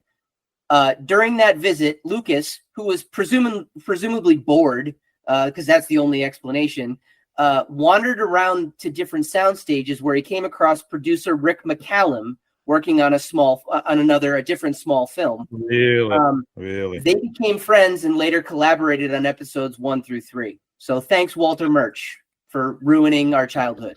Did you look at his credits, by the way? Walter He's Murch? like an edit. Oh Yeah, he's an editor. Edited for so Apocalypse many. Now. He was Yeah. yeah. Editor for Godfather Was 1 it- through 3. Really? Yep. Right. This was the only movie he ever directed. This was the though. only Yes. movie. This is the only one he ever He directed. also directed It was a in the huge flop. 2000s a single episode of the Clone Wars TV show. Nice. Bringing it Other full director. circle. Wow. Did C-3PO have to be wound up by one of the female characters? No, They didn't but have to wind him balls up. kept falling out of his mouth. Yeah, they had to jerk him off. Yeah. He had a little hatch in the back that he used to Right. pick up Twinkies and stuff like that. It's like a Got it. I'll have to watch Thank that. you, Master. Yeah. That sounds fun. We are gonna die, Dorothy. Are you smoking, C-3PO? R2-D2? Fuck, no! Are you smoking, R2-D2? That would have been way funnier had you gotten it right the first time. I know. You It could was get still cancer. pretty You good. could even die. Yeah. That's more like I a Jar Jar had, Binks. like, Never mind. just outside of my intro was like this movie went up against the Goonies. Did it really? Yeah. Went up against I the heard- Police, Cocoon. Yeah, that hurt it pretty bad. There's Right. also not much advertising of the movie as Mhm. well, so nobody really knew about it. Kids would see posters of it, and they're like, "Well, that looks like some crazy shit. Why not?" Yeah. I think they said, But that was the 80s in a nutshell, wasn't it? yeah, but they were Sure. saying like even some theaters they only brought in maybe $300 or $400 on the movie alone. Wow. It wasn't bringing in a ton of money. And you can't think in the 80s, how many movies did they have at the theater at one time? You didn't have many options, especially for like kids movies. There might be like Sure. 1 or 2 movies there at the time. One or Tops. two, yeah. Mhm. Again, we talked about like this kind of like during the Muppets episode like a little bit, but this is kind of the end of what's considered an extremely dire period for Disney, because they were kind of trying to do 2 different things at the same time. They're sort of fucking up both. They were trying to make classic era Disney films, and they came out with Fox and the Hound and Black Cauldron, all Dude, stuff. Black people Cauldron, didn't really like. 1985. At Yeah. the same time. And they were also trying to get in on that Star Wars money and make other sci-fi action kind of like epics for boys, but they ended up making similarly movies that have very strange and kind of quasi kind of traumatic sort of recollections of, like sort of big things that they were doing like around this time were Tron and the Black Hole. Like this is all. Oh wow. Yeah, this all of this supposedly kind of stopped after kind of Eisner sort of came in and sort of took everything over, fired everybody, non-blue left the company like everything else. But this was kind of like the tail end of just kind of weird, traumatizing kind of late 70s, early 80s Disney. And this part of the reason why a lot of people our age have just these kind of memories and kind of these weirdo associations with like this film. Did you like the Black Cauldron? Or do you have fond memories of Black Cauldron? I never watched it. I Really? read and loved the books. I heard the movie was shit. I was never curious about it. I loved it as a kid, and I loved the fact that nobody was really talking about it. And then I tried rewatching it like a few years ago, and it does not hold up at Probably all. not anything, right? Yeah. I was disappointed. Any other trivia, you guys? Yeah, I got one more, which I thought was really neat. Sweet. Because we all loved Belina.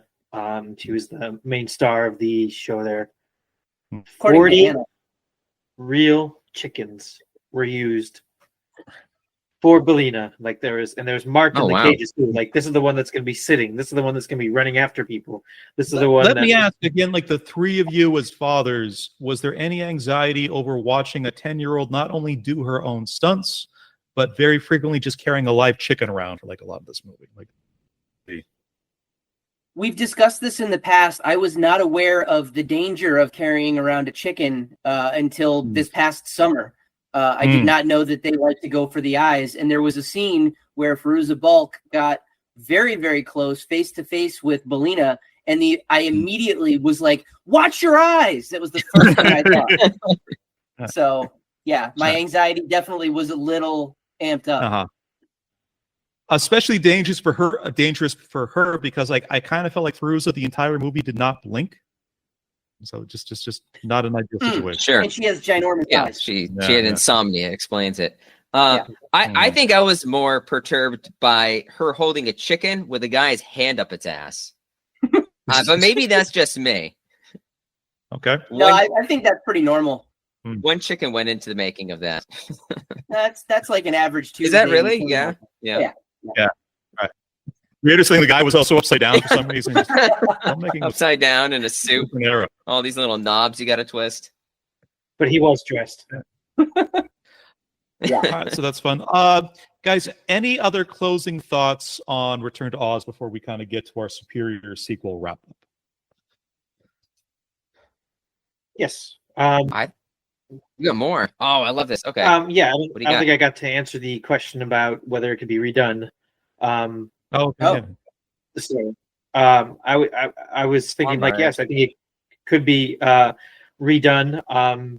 It would be nice to. I know you mentioned Tim Burton things and how he kind of tried to make either Charlie Chocolate Factory or Alice in Wonderland and make it closer to the books and things. And then there's also, I was just thinking with Brothers Grimm, that it doesn't quite happen the way the Disney had made it out. It's more frightening and things. So it'd be kind of neat to actually, and you guys mentioned the Netflix series stuff too, to be maybe truer to the book as in some ways and flesh some of these things out. I think it'd be kind of neat to do it again, whether it's real effects as they did in the past, or maybe an animated thing, kind of like a League of Legends sort of whatever else. It's just like I'll be honest, so prolific and had so many ideas. Their books are not great by any measure. They're interesting. They have interesting characters that you immediately are fond of. But I mean, put in perspective, in the third book, for example, it starts out. It's not the whole electroshock therapy thing, which is a great, crazy idea. But it's like Dorothy is on a boat with her Uncle Henry, and they're taking the boat to go on a trip to Australia. And then a storm hits, and then that's when she wakes up in a place called like the land of Ev or something like that, which is I think it's on the opposite side of the Deadly Desert. And here's the weird thing too: to get to the whole Gnome King, Mombi, they're all real characters. The Mombi having all the multiple heads. I mean, Mombi was just a weird witch, but there was a separate princess that had all the heads. So they're different characters. It's kind of a portmanteau of like the two. No correlation of like the prince. Actually, the princess with the heads did kidnap Dorothy in the tower, but she was saved by Ozma and her army that were on their way to go fight the Gnome King. So they saved them, and then they brought them to the Gnome King's place. And then Dorothy and her 27 soldiers. Not Dorothy. Ozma and her 27 soldiers all went to free the people of Oz that were all turned into ornaments. And they went to the room, they all guessed wrong, and they became ornaments. And that was the whole thing where Bellina was like, she overheard some gnomes talking, and then she realized they hate chickens and eggs and stuff. So it's rather than like, I remember like I think the movie's very good. An accidental thing they just kind of stumble across. It's actually a plan Bellina has to feed like an egg to the Gnome King. That's why it's like, I know the script was edited. I know they had like $28 million was spent on it, and they eventually had budget constraints. Production was cut early. They went way over budget. Yeah, you can kind of tell the main character the movie, like the actual sort of final Oz scenes. So like, okay, Dorothy, you gotta go home, and like Feruza just goes, so quickly. I just got here. But it was supposed to have like the Tin Man and the Scarecrow and the Cowardly Lion, were all supposed to be main characters in this film. I'm glad they weren't, because they would have just taken it over and it would have been a direct sequel. And I loved how it was like they explore some of those weird new like characters from Baum's work. So I mean, if they took the characters and then loosely adapted it and made it something more digestible or believable, then I'm totally down for it. I thought this movie did a good job of taking bizarre shit and piecing it together and making it into something that resembles like a decent story. But yeah, and then also incorporating like all these crazy stories from like Wisconsin Death Trip. I mean, like that guy was kind of a visionary. I don't know. Final thoughts on Oz? Superior sequel. Definitely watch it. Watch it. Just watch. Don't listen to Andy. Watch it. Yeah. Don't. I'm glad I watched it. I'm just never gonna watch it again. Watch it with like a 6-year-old and see what happens. I might watch it with the family. I'd try it out there. I mean, who didn't love the part? Watch it upside down in a robot suit. Once all the blood pulls into your head, just see what kind of wavelength you find yourself on. I mean, we didn't love the part where Dorothy was trying to get the key from Mombi, and Mombi's snoring away, but then she gets up with no head. That was so weird. Oh, nice. This, So nice. This film is kind of in this category of movies my dad rented because I was home and he needed to pick apples. And so I got like a couple hours of just completely just unvetted. Dad would pick up whatever was at the video store, kind of bring it home, and just here, John, like I just watch and enjoy this. And I got to see certainly a lot of kind of great. Here's candy, John. Enjoy. It's Halloween here, John. Enjoy. The weird Debbie does Dallas. Big pardon? What? John, this looked good. It's that girl from Saved by the Bell. Showgirls must be about girls having fun. Oh, like that right? that would have been formative. That would have been formative. Why are you giving me ice cubes, Dad? It would be like if you took Ray to the Jeremy. substance. Yeah. John, your nipples are not perky enough to watch this film. And Eric, if you took your younger son to the substance, it's like, son, I can't afford to give you a bar mitzvah, so this is going to be your rite of passage. Just watch what happens to the meme more. He's like, you know what? What's this CGI bullshit? All practical effects in the Not substance. real. Right. It's not, son. That was actual human flesh he was ripping Right. up. Oh, good Lord. You think that was actual 50-year-old ass? The woman is 61. She is a goddess. All right, superior sequels, guys. So 4 very interesting movies we covered on this cycle. We did The Road Warrior, did Blade Runner 2049, we did The Great Muppet Caper, and we did Return to Oz.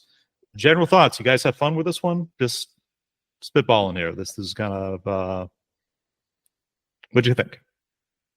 I rewatched all the original films except for Oz, Wizard of Oz.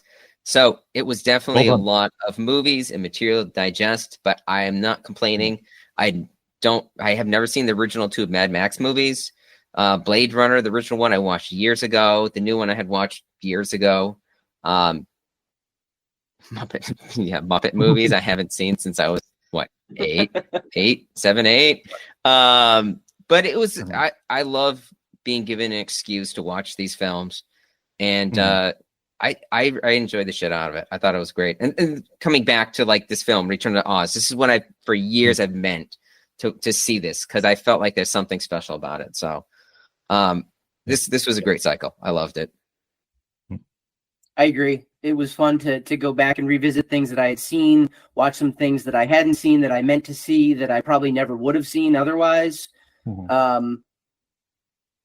It made me appreciate the original Blade Runner a lot more than I originally did. I still don't love it. I still think parts of it are boring, and I think 2049 is a better movie. But it gave me an excuse to go back and watch it again and try to kind of find something in it that I didn't previously. Any excuse to watch a Muppets movie, I am on board with.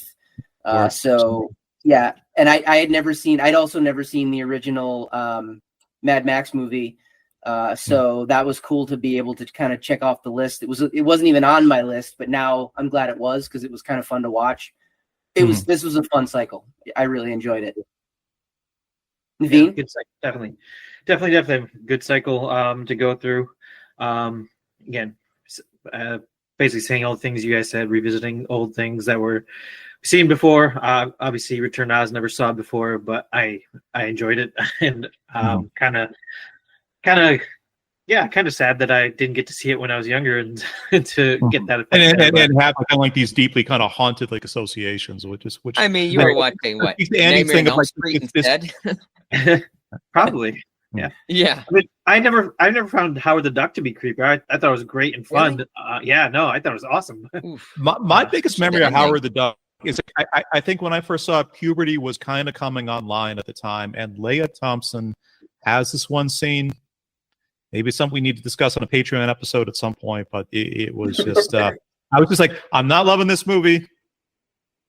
I'm really enjoying this part of it, though. That scene was quite memorable, yes. Yes. Even though it was a duck. Yep. I don't know, man. Just John likes Muppets, so I mean, I'm just saying, not that far. It's adjacent. Right.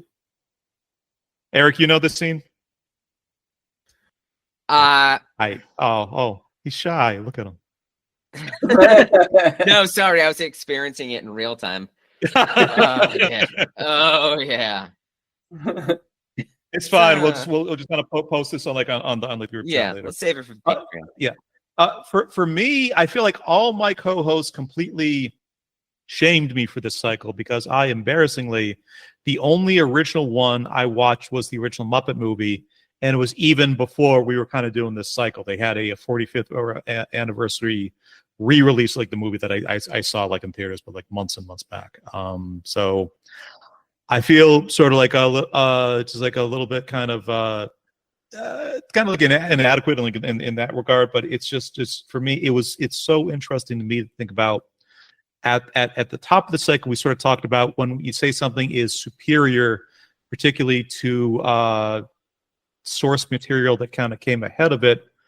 How many of these things can you argue are kind of objective or sort of at least culture-wide versus how many of these things are kind of like intensely personal? And there's no wrong answers. Both of those answers are correct. Like at the end of the day, like, you know, just all art is subjective. But I think it really, talking about these movies every week and talking about the creativity that went into them and how these things kind of built on the original, I thought everything was different and everything was really, really interesting. Yep. Yeah. Well said. Yep. All right. Anything else, or do you guys want to wrap up? Real quick. You had mentioned Superman, and there was definitely in the first Superman that scene where the girl gets turned into a robot. Freaked the crap out of me as a kid. Isn't that Superman? Superman 3? Was it one? Okay. Was it the first one? I can't remember. It was one of the earlier ones. The first two are really pretty good, and like the third and fourth one are just completely psychotic. But what you're describing, maybe it's the third one. Maybe it's the third one. Third one, yeah, the third one. That's about 85% just footage of Richard Pryor running around because they couldn't actually pay Christopher Reeve and Marco Kidder to be in the movie. Yeah. Yes, you're right. Sorry, it was the third one. Yeah, so that one. And revisiting it, it's not as scary, but. Mm-hmm. Do you think so much 80s stuff is just so kind of nightmare-inducing? Like at the end of the day, like I would curious to hear. It would be interesting to find out whether, for the three of you, your kids, do you think they would talk about 80s movies in like the same and like the movies they grew up on the same kind of way of just like they were really oddly weird and scary and not quite like what I expected? No. You don't think that the new generation deals with that at the same kind of way? I don't think so. No. I mean, so you're asking if the movies that they watch now, later down the line, will they think of them in the same way that we think of the 80s movies, or will they think of 80s movies in a first one? Are they going, because like the 80s, there was a lot of weird shit. There was a lot of, just so like the they hadn't quite maybe kind of delineated certain lines between kind of what was okay and not okay for children's entertainment. This was mentioned sort of briefly, but Indiana Jones Temple of Doom was, I think, it's very frequently cited as one of the explicit reasons why we have a PG-13 rating. Because so many parents are like, okay, there technically was not sex or explicit violence in this, but it was still a complete nightmare to kind of take my children to. Oh, I mean, all the kids are on the playground trying to like tear each other's hearts out. Hold them down, boys. Here we go. That's still in my head. I haven't seen that in years. Eric's the one weird kid in the corner with his shirt pulled up going, Dorothy again. I was over in the back alley. Hey, you want to turn my knob? Who wants to turn my action knob? Don't forget my smart. Other kids. Oh man, the Blake your kid's upside down again. What? You were the deep do Roy, not touch the thing. You were the deep Roy of Holden Elementary. Deep Roy. Yeah, call me Deep Roy. I play all the roles. Well, okay, man, just a lot of fun for that. So let's kind of go to coming contractions real quick. Next week we are going to be debuting a new format we're not going to be discussing movies. We have a 4-way album review episode we're going to do called The Rebels Yell. Yeah. In the midnight hour. That's what I pitched, and nobody had like another idea, so it's going to be called Rebels Yell. We got a week to figure out something better, gentlemen. Nope, John, after people listen to this episode, they're going to say more and more and more. I take that back instantly. There we go. I regretted it as I said it. John seeing like fucking Power Rangers from the 70s, like, I don't know, battling stained shirts. I don't know. Whatever they fight in the 70s. Yeah. No, that'll be a fun one, I think. We've got 4 completely random, weird choices. Dude, it'll be good. Do we want to shout out the albums we've all picked real quick? As a reminder, I'd say I think it's a good idea. I mean, you write them down. I can read them off. Yeah. You want to read? Yeah. Everybody can just say yours. Yeah. I'm doing our Blakey and the Jazz Messengers, the album Ugetsu. And you want me to rattle them off, or are you guys doing your own? No, let's see if Eric actually remembered what he picked. He looks confused. Gotcha. We'll come back to him. Fuck yourself. Mine was Built to Spill. There's No Enemy. You got it, folks. I knew it was Built to Spill. I just was like, what's the name of that album? I picked The Deer Hunter, Act 4, Rebirth and Reprise. Woot. He was reading, guys. You couldn't see it. He was reading. I was reading because I can never remember the name of the album. Yeah, I totally I'm the same. It's like, yeah. Well, that's what I did in the chat. Act 4 is something dark side. Something. Yeah. Something dark side, something complete. Yeah. Deer Hunter, the indie band. And just to make sure, it's Deer Hunter, DEAR. This whole conversation is instilling so much confidence in our listeners for how good the next week. That's going to be a classic, folks. Yeah, it's going to be great. And I picked the 9th Rolling Stones studio album, Let It Bleed. I think it's a 1961 LP. So very much looking forward to that. And I believe the episode following should be our Halloween holiday special. We'll probably so we'll definitely be covering a 1982 George Romero horror anthology film called Creepshow, which he co-wrote with Stephen King. I'm really looking forward to kind of this movie because I have an especially sort of personal, like, little connection to it that we'll kind of get to on that episode. But we'll just try to figure out what other kind of just Halloween-y kind of type stuff we can kind of do on top of that. I feel like minimally we should come up with all like kind of like horror themed names like they do in like the Simpsons credits for like Treehouse of Horror. I like that idea. Yeah. Eric and I recorded our little spinoff pod like earlier this week, so I already burned something Ericid This Way Comes. Nice. We'll see what else I can come up with in the meantime. Good stuff. Okay. And I was thinking as well, Andy, if you could come up with a drawing, like make each of us one of like a famous horror guy, like Mike Myers or Jason or Freddy Krueger or the It Clown. Zombie. Yeah. Or you could do like Mommy. Whatever space you don't want to do, just have us be headless. Put our heads in display cases. And then Mommy. Do that one, yeah. That's pretty good. You could be the main. That's cool with me. Yeah. That's pretty good. I like that. It'd be kind of like Futurama. I was thinking a Treehouse of Horror or something like that. I was like, that would be like a cool like graphics to draw. Did Futurama get the idea for like the heads in like the jars from Return to Oz? I could do that. I mean, it could have been. Well, sure. Not possible. All right. So 2 episodes to look forward to. And gentlemen, unless there's anything else, thank you kindly, and everybody have a good night. Yeah, thank you. Good night, everyone. Take care. Bye. Later. Peace out.